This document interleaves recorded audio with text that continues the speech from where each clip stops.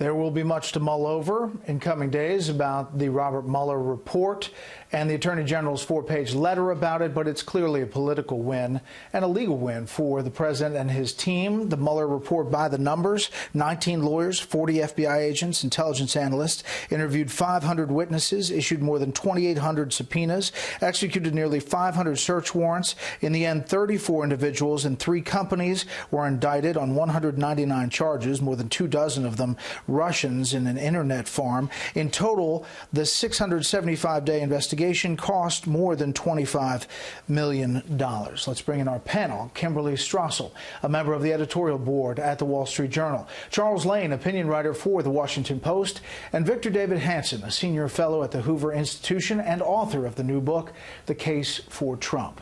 Victor, first to you. Wrap up this weekend and the news about the report and as you see it. Well, I think we have to realize that if Hillary Clinton had just won the election and she had not hired a foreign national to collect dirt on her campaign opponent, we wouldn't be talking today. The entire collusion narrative grew out of the disappointment of trying to explain the inexplicable why she lost, and then the dossier transmogrified from insurance to help the landslide into a way to abort the Trump presidency. Second thing, I think they thought collusion was separate from all these process crimes and obstruction. And once the collusion narrative, as I think most people thought, didn't exist, once it failed, how can you really obstruct justice for a crime that didn't exist? If Donald Trump said something about the futility or the waste of the collusion narrative, it would be seen post facto as wise jurisprudence, trying to warn people, don't do something stupid. It's not obstruction to do that.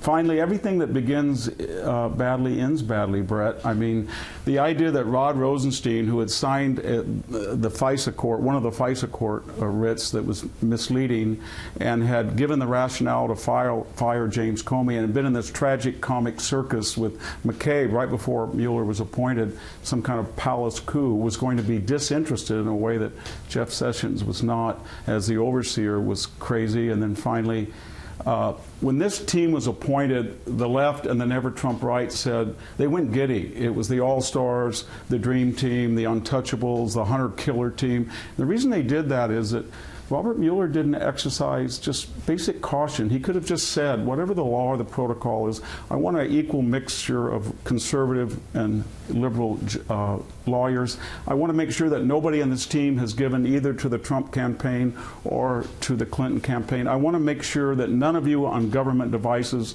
if you were working for the government, has said anything pro-Trump or anti-Trump. And then finally, he could have said, I don't want anybody on my team that's donated to either campaign. Had he done that at the very beginning, it would have been different. Now he's got a reputation of a Captain Ahab or maybe Inspector Javert right out of Les Miserables. Chuck, I referenced it with Britt earlier, but the CIA director, former CIA director John Brennan, had some interesting things just days ago to say about all of this, and then talked today on MSNBC. Take a listen. Friday is the day that the grand jury indictments come down. I don't think Robert Mueller will want to have that dramatic flair of the Ides of March when he is going to be delivering what I think are going to be his indictments, the final indictments. I don't know if I received bad information, but I think I suspected that there was more than there actually was. And I am relieved that it's been determined that there was not a criminal conspiracy with the Russian government over our election. I think that is good news for the country. Chuck, I said earlier the legal threat is not done for the president with the Southern District of New York and the investigations on Capitol Hill. There'll be a lot of battle over what obstruction means on Capitol Hill, but your thoughts?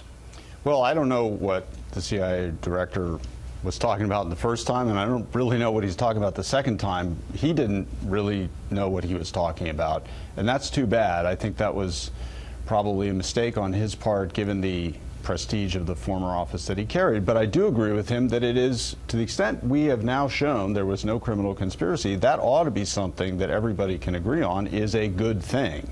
It is not a good thing that Russia did attempt to distort, disrupt, however you want to call it, interfere with our election through using social media and accentuating the divisions in our country. And I guess I have to disagree with what Victor Davis Hanson said, which is that I don't think Mueller's reputation has been damaged here, and I don't think the fact that his team was perhaps, filled with a bunch of people who were supposedly Democrats, is in hindsight a black mark. If anything, that fortifies the president's position right now, which is like, even this guy who was Inspector Javert couldn't find collusion on him.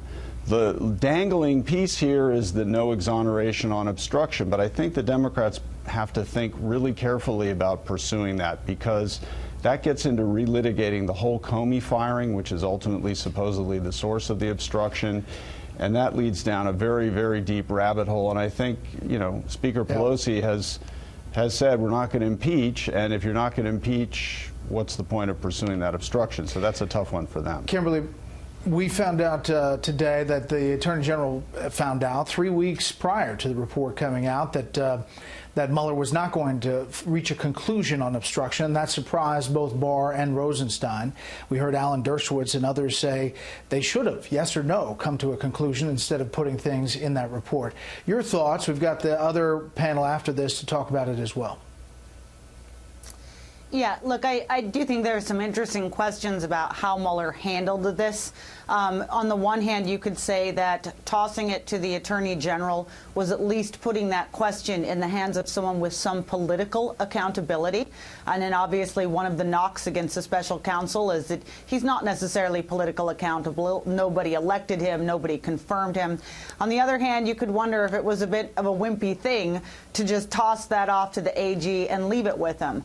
But on a broader point, look, I think Chuck makes a good, valid one. Legally, from an obstruction perspective, the president has a win here because no one is going to pursue from a position of authority obstruction charges. Now, if Democrats want to make the political case for why that's wrong, they're welcome to. But again, even in light of this news that you just mentioned, one of their complaints, for instance, was that Barr had rushed to judgment on the obstruction question. Well, that's clearly a false narrative because he has been in possession of this information for 3 weeks. Moreover, we found out that he consulted with career officials at the Office of Legal Counsel in making the decision not to pursue obstruction.